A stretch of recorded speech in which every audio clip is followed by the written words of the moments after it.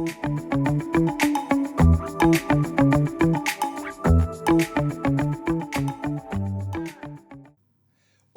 benvinguts a una conversa audiovisual més del Catalunya Plural. Avui conversarem amb el periodista i escriptor cubà exiliat a Barcelona, Abraham Jiménez Zenoa. Ell és un periodista i un cronista que s'ha convertit en els últims anys en una de les veus més incisives de la realitat de la nostra illa germana. Nascut a l'Havana, la seva feina durant els últims anys ha narrat amb rigor periodístic i calidesa humana des de la proximitat totes les esquerdes de la dictadura que des de fa masses anys domina la illa de Cuba. La vida quotidiana, els problemes de la llibertat d'expressió, els problemes per exercir el periodisme lliure en un país com Cuba i també les contradiccions d'un país i d'un sistema polític que ha perseguit sistemàticament a totes les veus crítiques com la del nostre convidat d'avui, com la de l'Abraham. Aquesta pressió el va acabar d'empènyer cap a l'exili i el seu exili va acabar aquí, a Barcelona, amb la seva família.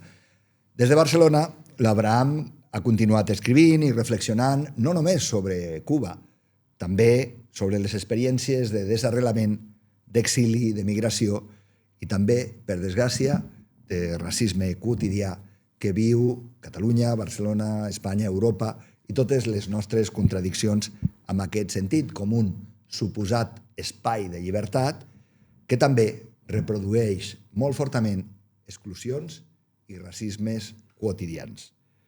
Amb l'Abraham volem parlar avui de periodisme, d'exili, de Cuba, de dictadura, també de racisme quotidià i del que significa ser un cubà exiliat aquí entre nosaltres a Barcelona, que va arribar per trobar la llibertat i s'ha trobat algunes altres coses, moltes bones i algunes no tan bones. Hola, Abraham, què tal?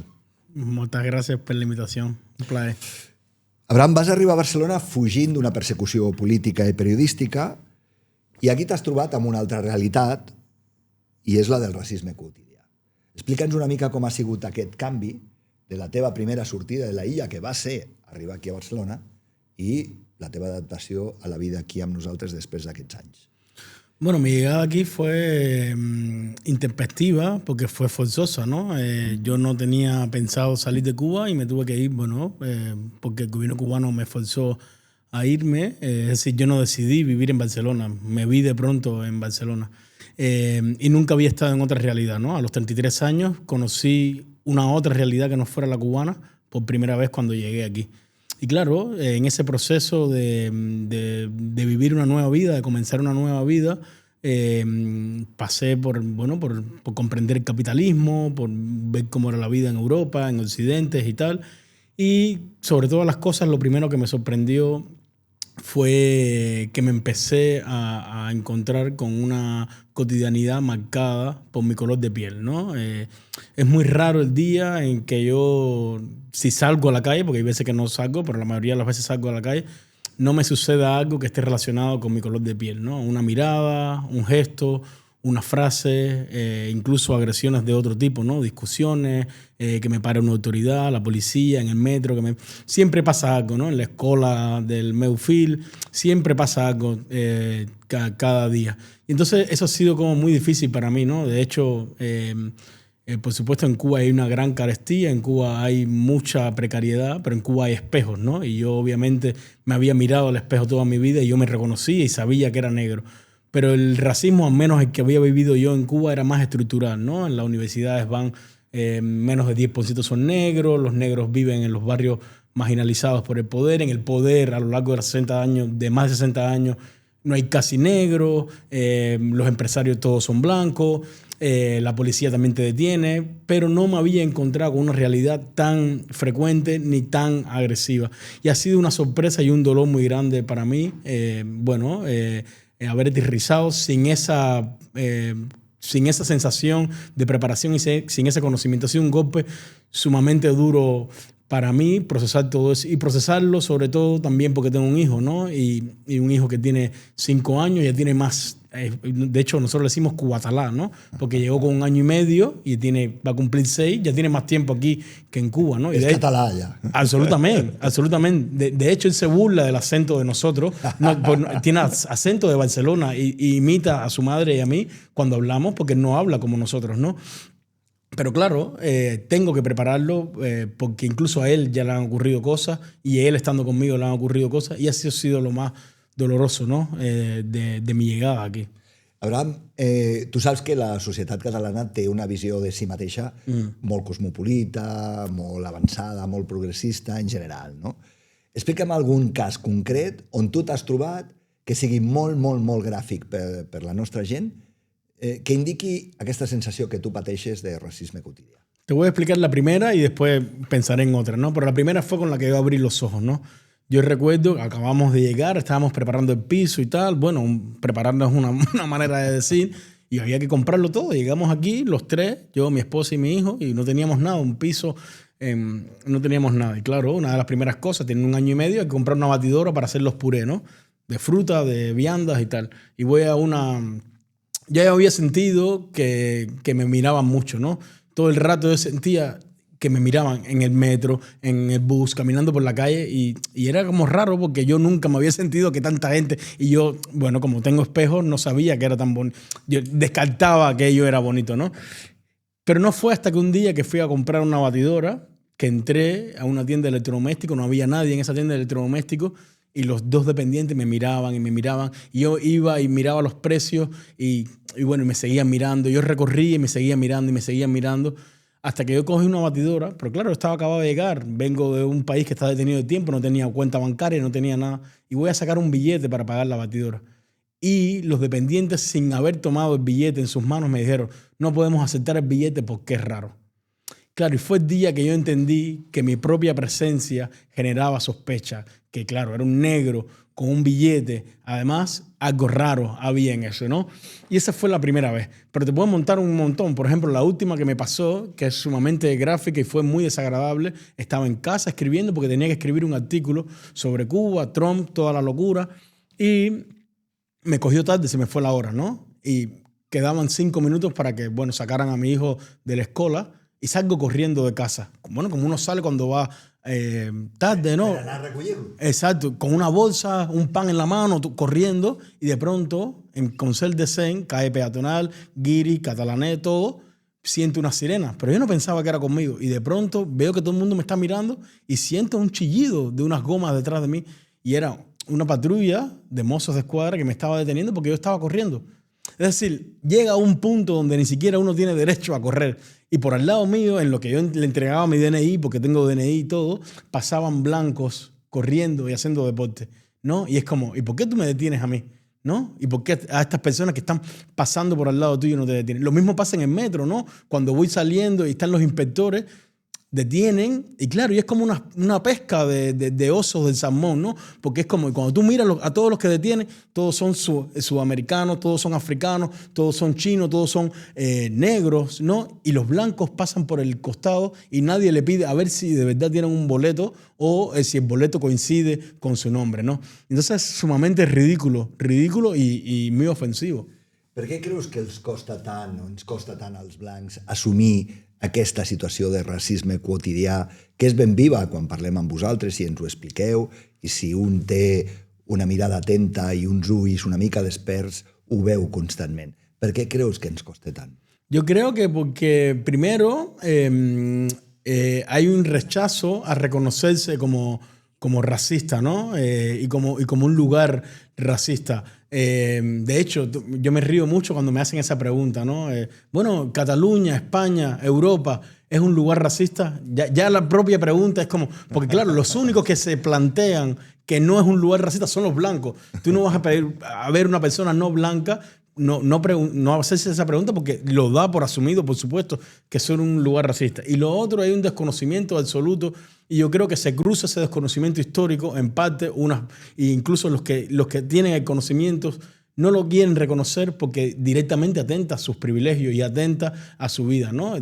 Por ejemplo, donde yo vivo, Barcelona, y además el barrio de l'Eixample, que es donde yo vivo, directamente está conectado con Cuba, ¿no? Está construido todo este barrio y todo el estado de bienestar de esta ciudad, de esta provincia, está sobre unos hechos históricos que desangraron a mi país, que mataron a gente, y con todo eso se construyó todo eso aquí. Entonces, claro, asumir, primero está todo ese colonialismo detrás, y segundo, bueno, reconocer eso significa, bueno, asumir que, bueno, que todo lo que tú tienes, tu vida, desde la botella de agua hasta la salud, hasta, bueno, los casoplones, están mediados por toda esa historia pasada. Y yo creo que pasa por ahí. Incluso tengo muchos amigos, gente progresista, gente súper inteligente, gente que está bien, digamos, que tiene bien puestos los muebles en la cabeza y no quiere reconocer y le cuesta.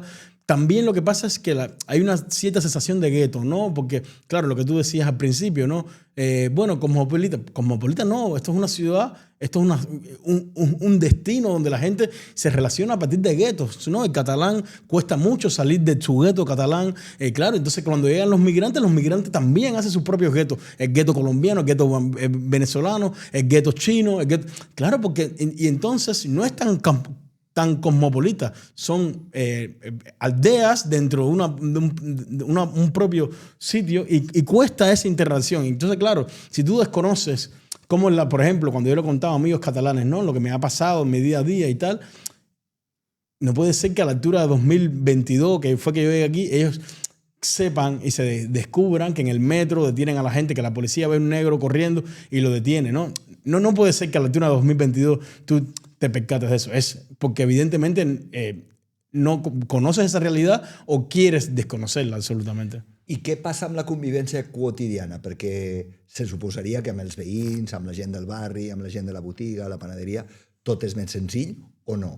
Què succeeix amb el día a día? Es lo mismo, pasa lo mismo. De hecho, yo he llegado a tener mucho miedo. Es una cosa rara, ¿no? Porque es una mezcla entre miedo y a la vez repulsión y a la vez también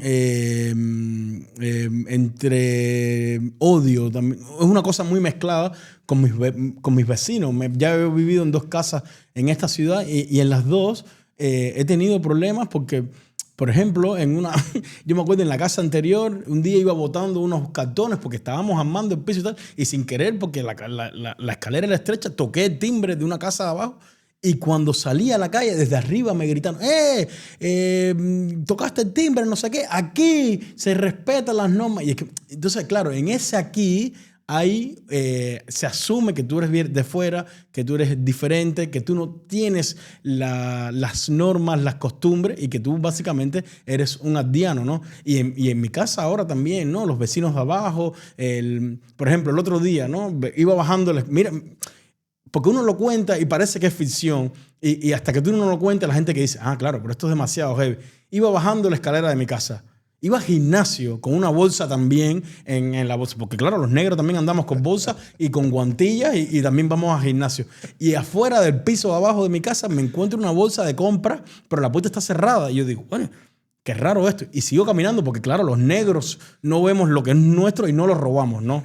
Por más que la gente piensa eso. Y sigo caminando y siento unos pasos, alguien que va deprisa subiendo las escaleras. Y cuando se encuentra a mí, me mira y mete sus ojos dentro de mi bolsa. Porque claro, era la vecina de la compra que yo había visto. Claro, ella asumía que ya yo, como había pasado por delante de su bolsa, yo me había robado algo. Y le digo, ¿pasa algo? Y me dice, no pasa nada. Claro que pasa, ¿no? Es una concepción de la vida de que, claro, si tú eres negro, robas. Si tú eres negro, delinques. Si tú eres negro, no tienes papeles. Y todo está mal. Y uno puede ser negro, sí, y puede escribir un libro, y puede dirigir un documental, y puede hablar, y puede ser de izquierda, y puede ser un montón de cosas, ¿no? Pero en sus cabezas hay una cosa absolutamente descabellada que no pueden asumir eso. A tu t'ha tocat assumir aquesta part que narres molt bé del racisme quotidià, però també ve donada amb una altra capa que té a veure amb l'exili, l'abandonament forçat de la teva vida, del teu lloc d'origen, de naixement, la teva família, els teus amics, l'espai de creixement i de vida, i la sortida forçada, no? Tu com planteges aquesta situació? Què t'ha passat a tu a dins de la teva reflexió personal? Com t'has trobat? T'has sentit recolzat? Com has barrejat tots aquests sentiments tan complicats? Es difícil, ¿no? Yo, cada vez que pase el tiempo, yo creo que cuando pase más el tiempo tendré claro todo lo que he vivido, ¿no? No tengo todavía como claridad en todo lo que me ha tocado vivir, ¿no? Fueron 5 o 6 años de una presión brutal en Cuba, un acoso, una persecución, que todo eso me dejó unas heridas y unas secuelas de salud mental que de momento han seguido conmigo y me siguen acompañando. Y claro, luego llego aquí y es distinto, ¿no? Porque, claro, migrar para todo el mundo es difícil, ¿no? Es difícil el que migra de Estados Unidos a Inglaterra, es difícil el que migra de Brasil de los africanos que llegan a España. Todo el mundo. Pero claro, si a esa capa de migración, que ya de por sí es dura, le agrega la capa del exilio, es más difícil. Porque claro, los exiliados como vivimos en un otro tiempo, ¿no? En otra dimensión del estado temporal de la vida. Porque claro, por ejemplo, yo que he llegado aquí de manera forzada, tengo mi relación con Cuba que es muy tortuosa, ¿no? A veces la amo, a veces la quiero, a veces la odio, pero también la amo, ¿no? Y por momentos no quiero estar allí. Pero tampoco estoy aquí porque, claro, aquí me cuesta trabajo encontrar un trabajo, porque aquí vivo un racismo bestial. Entonces, claro, yo no estoy ni allá ni estoy aquí y yo vivo en un otro tiempo que solo los exiliados podrían comprender que es el tiempo que yo habito. Entonces, claro, procesar todo eso y además ser padre y además volver después de toda una vida de haciendo periodismo, una situación complicada, de sacando adelante, bueno, una profesión y tal, me ha tocado llegar aquí y es básicamente volver a empezar de cero. Porque claro, todo siempre te remite a lo mismo. Las veces que yo he logrado colaborar aquí en los medios, por ejemplo, tengo una sección en RACU y tal, y yo llego a la redacción de RACU y ahí todo el mundo es blanco. Todo el mundo es blanco. Más Giró, que es el que amablemente me ha abierto las puertas, él mismo me dice, mira a tu alrededor, tú eres el único. Y es un chiste, pero a la vez es lo más duro que hay. No puede ser, porque cuando tú sales a la calle en Barcelona, todo el mundo no es blanco. Barcelona ha cambiado hace mucho tiempo, ¿no? Te encuentras negro, te encuentras chino, pakistaní, sudamericano, africano, gente de todos lados, americanos, guiri de todos lados. Y no puede ser que en las redacciones, en los medios de comunicación, todo el mundo sea blanco y catalán. Y además, claro, eso luego tiene una repercusión en la línea editorial y cómo se cuenta esta ciudad y cómo se cuenta este territorio, ¿no? Entonces, claro, procesar todo eso para mí ha sido sumamente doloroso y bueno, en mi día a día, más allá del racismo, es lidiar con mi salud mental y bueno, e intentar seguir luchando, sobre todo porque tengo un hijo. Al fil del que comenta l'Abraham, podem anunciar que l'Abraham s'incorpora als opinadors del Catalunya Plural amb reflexions i columnes d'opinió, amb les seves reflexions i les seves idees, una mica també, al fil del que comenta, per plantejar aquesta pluralitat que defensem nosaltres des del Catalunya Plural, on una Catalunya de 8 milions té tots els colors possibles de les pells humanes que van des del meu destenyit fins al color del nostre convidat d'avui. Abraham, una mica la reflexió general associada amb això, tu ens planteges en la teva primera peça una reflexió associada al racisme. Sense dir de què va, perquè crec que ho llegeixin, explica'ns una mica les claus que t'han portat a escriure per primer cop per nosaltres amb aquesta línia. Bueno, a mí un poco siempre me ha preocupado, bueno, porque hay toda una corriente, bueno, y que es súper válida, ¿no? De entender y estudiar el racismo, ¿no? Y el comportamiento de la sociedad y tal. Pero hay otra capa que es igual de dolorosa, que es, bueno, un poco lo que veníamos hablando hasta ahora, ¿no? Que es el racismo cotidiano, ¿no? Esas que no son pequeñeces, ¿no? De comportamiento, esas discriminaciones. Y un poco va de eso el artículo y básicamente es una reflexión sobre la presencia, ¿no? La presencia del negro en la sociedad. ¿Qué pasa cuando un negro irrumpe en esta sociedad, cuando se ve a un negro, ¿no? ¿Qué genera eso en los blancos? Y es un poco a partir de mi experiencia, cuento esa idea, desarrollo esa idea. Passem a parlar d'una altra qüestió important i que és important des del punt de vista global i, en el teu cas, des del punt de vista personal també. Una illa anomenada Cuba. Des de la teva experiència i des del periodisme independent i crític que tu has practicat a Cuba, Què podem dir de la dissidència cubana? Com està la dissidència cubana? Què sentiu aquelles persones que us heu vist obligades, forçades, empujades a sortir del vostre país, que és Cuba? Bueno, es un momento complicado, ¿no? Porque después de 67 años de régimen dictatorial, bueno, el gobierno ha logrado, yo quisiera creer que es su principal mérito, más allá de que la gente piensa que es la salud, la educación, cosas que ya no existen en Cuba, es haber expulsado del país a toda aquella persona que ha osado levantar la voz para pensar, ¿no? ¿No? Cuba es un país donde hay un solo partido por ley, el Partido Comunista, y en mi caso, por ejemplo, que soy periodista, ese partido por ley es el dueño de todos los periódicos, de todas las emisoras de radio, de las televisiones, de todo, ¿no? Y claro, entonces hacer periodismo fuera de esa sombría legal es ilegal, ¿no? Entonces, claro, ese es el país del que yo vengo y, bueno, estamos ahora mismo toda mi generación diseminados por el mundo porque... Bueno, el gobierno nos ha expulsado a los que hemos querido hacer periodismo, los que han querido hacer arte, los que han querido oponerse al régimen. Y bueno, y somos hijos, al menos de mi generación, de la llegada del Internet, ¿no? Cuba además es un país donde el Internet llegó en el año 2015, ¿no? Donde había que conectarse en la calle como si fuera, bueno, un papalote.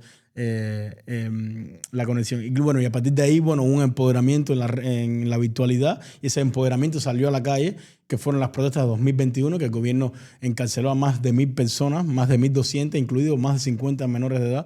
Y bueno, y a partir de ahí, y los que no encarceló, nos echó al exilio. Y bueno, hoy digamos que toda esa disidencia está desperdigada y en gran parte sin una articulación, ¿no? Y un momento tan delicado como el de hoy, donde se está viendo una intención manifiesta del gobierno de Estados Unidos por bueno, cambiar el rumbo de ese país, es fundamental, ¿no? Porque somos un país que lleva más 67 años sin una cultura democrática y es un país que si mañana de pronto hay que escoger un presidente o alguien que guíe, no hay nadie, o al menos ahora mismo, ¿no? Que se haya postulado de manera fehaciente, ¿no? Para ejercer ese nuevo camino. Entonces es un momento sumamente delicado, sobre todo también porque, bueno, viniendo de aquí y estando acá, hay un desconocimiento absoluto de esa realidad, ¿no? Por supuesto que la amenaza de Trump es inminente, pero la gente, bueno, se cuestiona mucho desde la democracia, se cuestiona mucho desde la Europa, como diría un amigo, claro, es muy fácil con aire acondicionado y calefacción y una Coca-Cola al lado hablar y con democracia criticar a los que no, ¿no? Y claro, la gente en Cuba, si tú no tienes electricidad durante 20 horas, si tú no tienes un medicamento, si tú no tienes un pan para comer, si tú no tienes voz para poder expresar lo que tú piensas, la gente le da lo mismo que suceda, ¿no? La gente quiere que cambien las cosas. Entonces, claro, lo que pasa que con esto ahora es que lo que está pareciendo que va a ocurrir es que ese final de esa dictadura va a ocurrir de la mano de una persona que es absolutamente deleznable, que es Donald Trump, ¿no? Y lo que pasa es que tú puedes estar en contra del régimen cubano y a la vez estar en contra de Donald Trump, porque yo creo y soy de la opinión, muchos cubanos no, pero otros muchos sí también, de que el futuro de los cubanos lo decidimos los cubanos. Entonces, si Donald Trump se mete en Cuba, yo también criticaré a Donald Trump. De hecho, yo lo critico desde ya, porque, bueno, me considero progresista, estoy en contra, me parece la peor persona del mundo, pero eso no significa que yo no me vaya a alegrar con el fin de la dictadura. Entonces, la situación no es en blanco y en negro, ¿no? Es muy compleja. Y porque, claro, yo me decían, ¿no? Yo escribía un artículo hace poco y hablaba un poco de eso, ¿no? Y que sería muy triste porque, bueno, si es Trump el que va a acreditar el fin de la dictadura, se empañaría un poco el futuro de Cuba, claro. Y la gente en Cuba que no tiene electricidad, que no tiene comida, los que están presos me decían, bueno, ¿y qué le importa a un preso el nivel de empañamiento de esto? Entonces és complicat, no? Què creus que ha canviat o com ha canviat la teva mirada estant aquí exiliat amb la manera com tu mires Cuba i com tu mires la teva illa? Preparant aquesta entrevista, les dificultats per poder enviar medicaments a la família, per poder parlar, estem veient imatges duríssimes de la illa, sense gent als pobles cuinant amb foc de llenya, sense aire condicionat, sense llum, sense les condicions mínimes bàsiques per poder desenvolupar una vida raonablement digna. Com ha canviat la teva visió de la teva illa? Sí, bueno, es complicado, ¿no? Porque lo que te decía, ¿no? Lo que está haciendo Trump es una barbaridad, ¿no? Tiene un país que no deja que llegue combustible. Y bueno, al menos yo en mi caso estoy en contra de toda sanción de un gobierno extranjero sobre Cuba. Pero claro, la situación a la que ha llegado Cuba hoy no ha sido solo por las sanciones de Estados Unidos históricas, ¿no? No solo las de Trump, ha sido porque es un gobierno que no se ha preocupado por reconstruir su país y se ha dedicado solo al turismo y se ha dedicado solo a reprimir a un país que no produce nada, es un país que lo único que hace es reprimir a sus ciudadanos, ¿no? Entonces están esas dos cosas.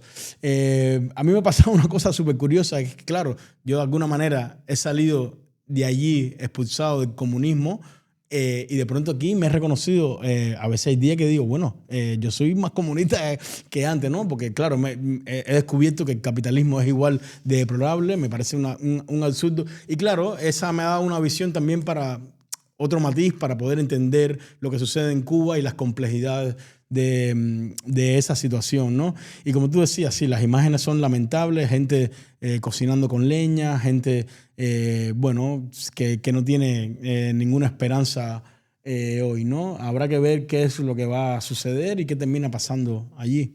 La darrera qüestió, Abraham. Hem parlat de qüestions, d'assumptes, de temes que no són especialment agradables, però que cal abordar per millorar les nostres societats. Hem parlat de llibertat d'expressió, hem parlat dels exiliats, hem parlat de racisme, hem parlat de Cuba, hem parlat del règim dictatorial que hi ha a la illa, hem parlat de l'amenaça brutal d'un personatge que només podem qualificar de psicòpata, no? Com és el senyor que mana a Washington DC, no? Si haguessis d'enviar-li un missatge positiu al teu fill, tu què li diries? Quan parles amb ell, com construeixes futur de cara a... Primero yo el futuro que le construyo, porque él, como decía, es catalán, ya básicamente es de fortalecerlo y ponerlo delante de un espejo, siempre volviendo al espejo y decirle, tú eres negro y los negros somos personas valiosas y los negros somos inteligentes y los negros podemos salir adelante en la vida y tenemos que estar orgullosos de nuestro color de piel y de nuestra vida. Y en ese mismo margen, tú no, aparte que eres catalán, también eres cubano y vienes de esta isla y esta isla es sabrosa, pero no solo por la música, no solo por la cultura, no solo por la sabrosura y por cómo tú mueves tu cuerpo más allá de que hayas llegado aquí con 1 año y medio, sino porque, bueno, es un país que entraña todo a un cruce con España, un cruce con África, un cruce que eso está dentro de ti, ¿no? Y básicamente lo que hago es reforzarle la idea de que pese a todo está en un sitio tremendo. Bueno, hay que seguir hacia adelante para que al menos tener una sonrisa en la cara y bueno, i de que todo va a estar bien. Doncs amb aquest missatge de somriure i de prendre-s'ho amb tota la ironia de la que siguem capaços per construir un futuro, com dirien a Costa Rica, un poquitico menos peor, ens acomiadem avui amb aquesta conversa que hem tingut amb l'Abraham Jiménez Zenoa, periodista i escriptor cubà exiliat aquí a Barcelona i que hem tingut el gust de que ens acompanyi aquí al Catalunya Plural. Gràcies, Abraham. A tu.